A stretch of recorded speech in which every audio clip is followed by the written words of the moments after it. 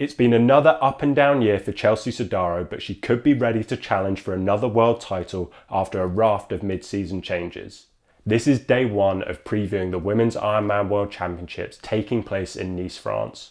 Over the next week, I'm going to be previewing the race, starting with breaking down each of my top 5 favourites. That's Lucy Charles-Barclay, Annie Haug, Kat Matthews, Laura Philipp and Chelsea Sodaro. These are the athletes I think have a clear chance of winning, and I'm going to be reviewing their season so far, seeing where they fit into the race dynamics and making my predictions. And today we're starting with Chelsea Sodaro. Coming into this season, she was coming off the back of a bumpy 2023 where she had DNFs at the European Open and Challenge Roth, as well as a DNS at the US Open.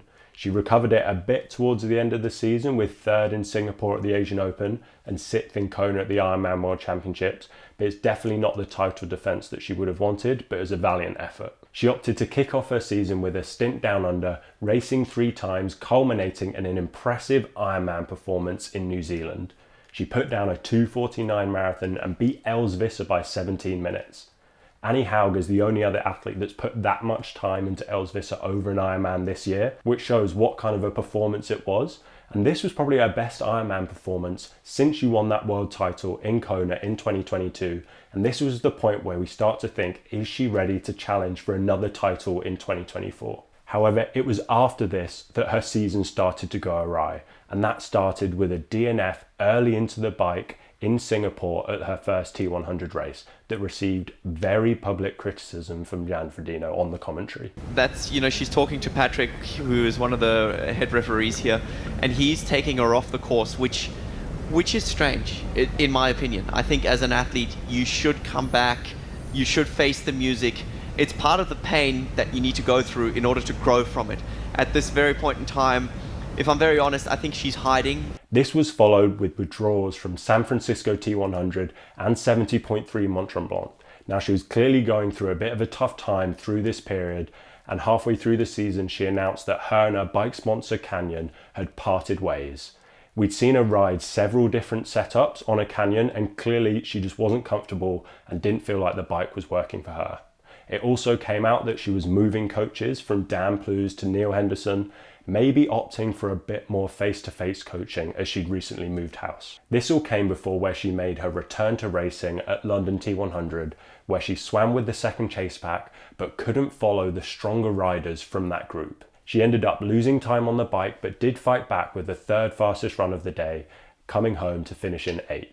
Now this felt like a similar performance to her race in Singapore in 2023, where she had a mediocre swim, lost a chunk of time on the bike, but really showed where she was at on the run.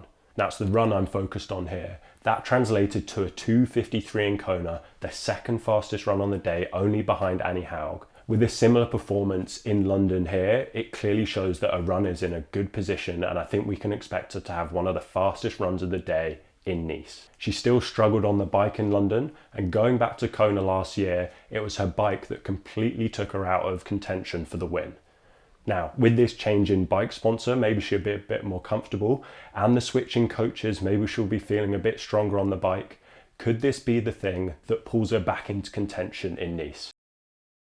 So where will Chelsea Sodaro fit into this race? And we'll start with the swim, and I've put together what I think the swim packs will look like. So we've got Chelsea Sodaro swimming in this second chase back of athletes. Both times in Kona, she's been roughly 4 minutes down on Lucy Charles-Barclay. In 2022, we saw her have one of her best swims, putting 3 minutes into Annie Haug. But since then, Annie Haug's swim over the Ironman distance has really improved. And Chelsea Sodaro has maybe struggled a little bit in that swim. We've seen her in the T100 races swimming with the likes of Kat Matthews. So I think we'll see those group of athletes, Matthews, Haug, Sodaro, together in that second chase pack of athletes. And that'll make a really interesting scenario coming out onto the bike course. Coming out onto the bike, if she's with Haug and Matthews, she's probably the weakest out of those 3 on the bike. We'll have to see what improvements she's made with that change in bike sponsor and with the new coach. She'll need to try and work with Annie Haug and latch onto Laura Philipp when she catches, closing that deficit out of the water. But I definitely see her losing time to Kat Matthews and Lucy Charles-Barclay, who will already be up the road. off the bike and onto the run, and Chelsea Sodaro is one of the best runners in the field. I've put together rough rankings and tiers of what times I think athletes might run, and I've got Chelsea Sodaro in that top tier, only behind Annie Haug. I think Kat Matthews would have something to say about that, and it'd be difficult to bet against the Brit if they were going head to head. But Sodaro has 2 of the top 8 marathon splits in Kona, and that speaks for itself. I think I've established she'll have one of the fastest runs on the day, and it will all come down to how she rides, whether she can keep herself in contention. She rode really well at Ironman New Zealand, but then in London in T100 against Laura Philipp and Kat Matthews, she really struggled.